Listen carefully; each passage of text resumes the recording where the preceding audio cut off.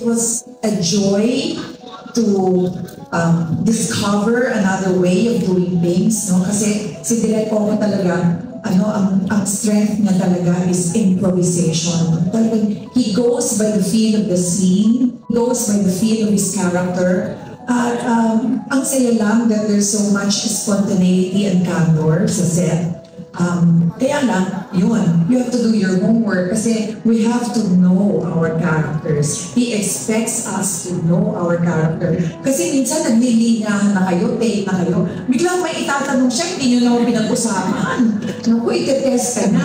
Tapos, pag sabi ng cut, alam mo na talagang character mo.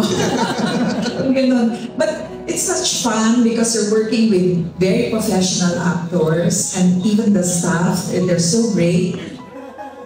Going to the set during a taping day is always a pleasant surprise because you never know what to expect. So for as long as you're professional, alam mo ang responsibility mo bilang isang artista and you work well with everybody, wow, it's Batang Quiapo, it's really such a great experience.